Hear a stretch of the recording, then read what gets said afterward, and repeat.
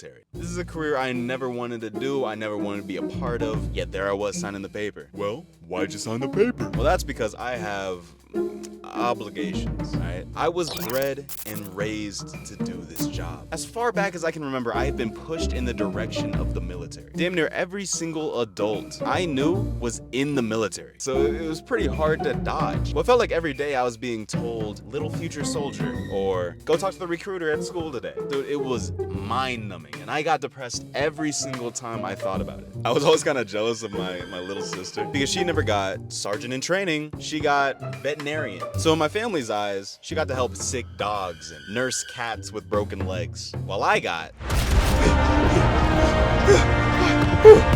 While I was in, I made sure I avoided all of that the best I could. I really don't want PTSD. I like my friends living. We're putting it at that. And I can take care of dogs too. I might not be the smartest, don't get me wrong, but I'm not incapable of surviving outside of the military. But that's what it felt like people thought of me. I couldn't feed myself unless I was in the military. I couldn't exist unless I was in the military. And deep down, I started to believe it. Still didn't mean I didn't dread it. I basically hopped into the car, rode around, signed papers until I went home. I tried to tune all of it out because I was already angry that this is what I have to do for some reason. Like, most 18-year-olds have 3 options, right? College, military, or working class. For me, college was scratched out. I didn't get any scholarships, didn't have the money to go, is what it is. Now, working class.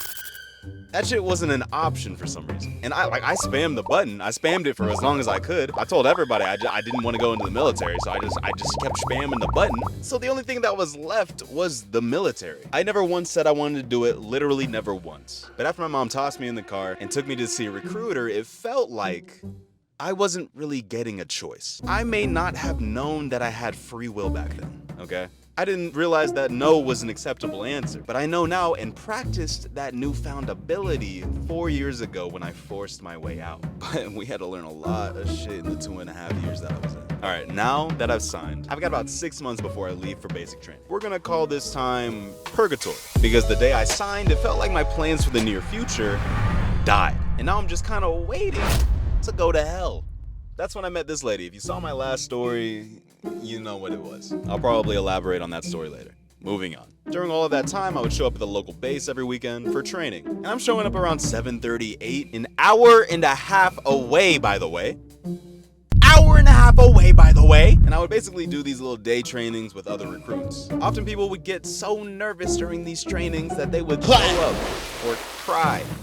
Or both, but for me, it was never really a problem because again, this is normal. I was raised to do this. So unfazed, the sergeant, we're gonna call Sergeant S, who was also in the last video, would literally play tricks on me to get me to crack. He would be like, look at you. I remember when you would just sit in the back of the class with that shitty little attitude. Man, I hated that version of you. I tried literally day in, day out, so hard to make you quit.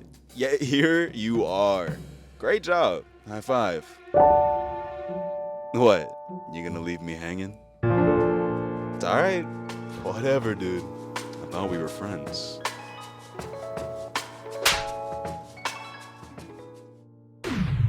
Shit. Got him. Drop and give me 50! You think you're one of us? Not yet, boy. I'm not gonna lie, he got me with that one, but he was cool, all right? He was cool. He was like the cool teacher during like another shitty day at school, where like you literally hate life because of your surroundings and where you're at right now. He makes light out of the dark, and that was much needed. And it was okay, minus the long ass drive and me not wanting to do all of it, until my last weekend. Now, my last weekend, I drove up, wasn't expecting anything. Sergeant S decided to up the ante. Instead of running marching drills and having little assignments, he created an environment he called the Shark Tank. She did that several times, okay, before and after. He booked the auditorium and sent us in one at a time. Nobody knew what was on the other side of that door, which only added to the intensity of the room. The first person went into the room and all 47 of us stood there in silence and anticipation.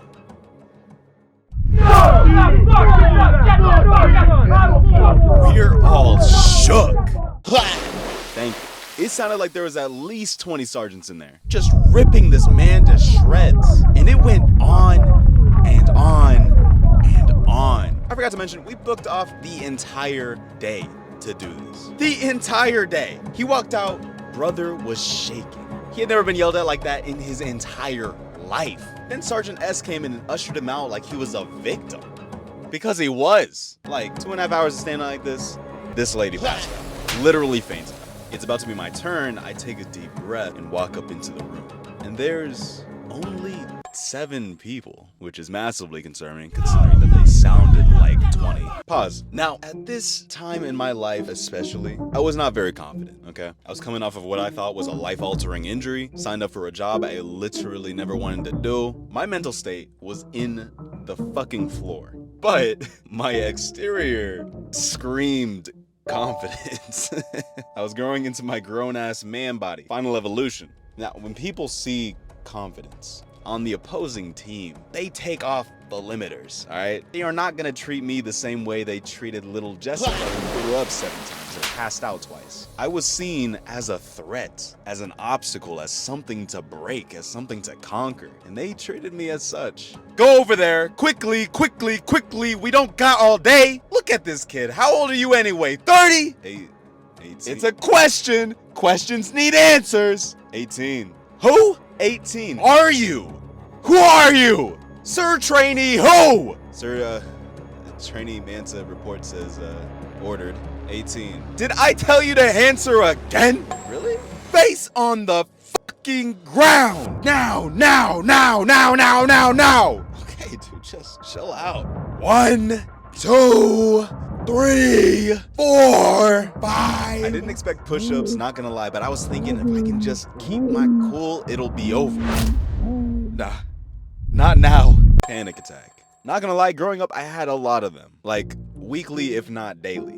I finally gotten a handle of them a little bit when I was 17 coming out of high school. What really helped me get over it was learning art and animation and trying to build something for myself, as well as basketball. Basketball was the greatest. What would set it off was if there's too many eyes on me, like if an entire group stared at me or I was giving a presentation, or when I'm being yelled at, regardless on if it's for something or if it's for literally nothing like this is. And it got to me, bro. 18!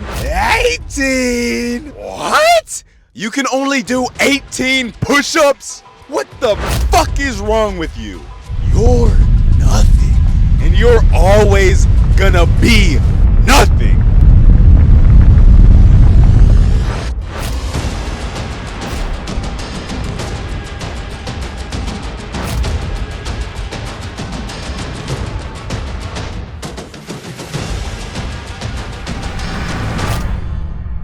Yo.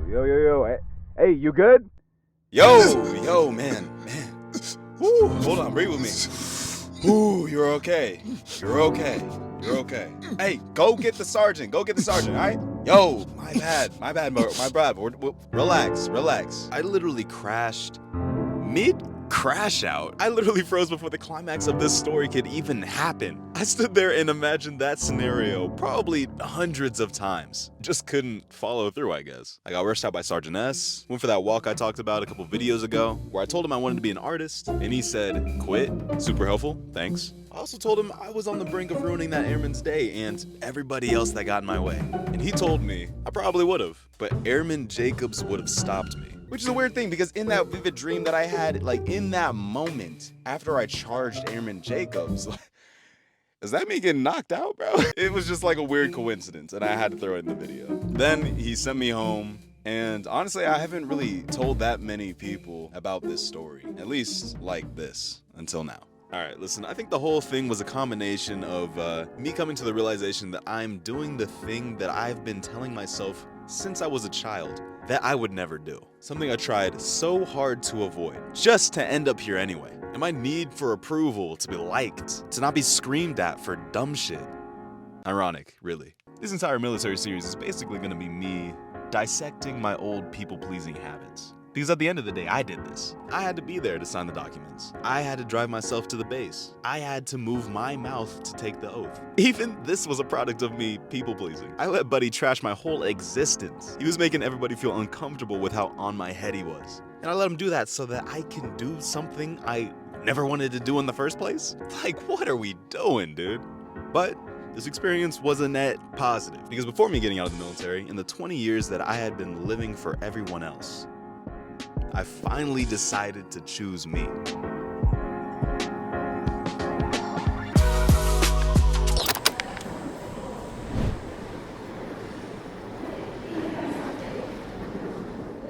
I'm gonna be bald in the next video, by the way. Fair warning.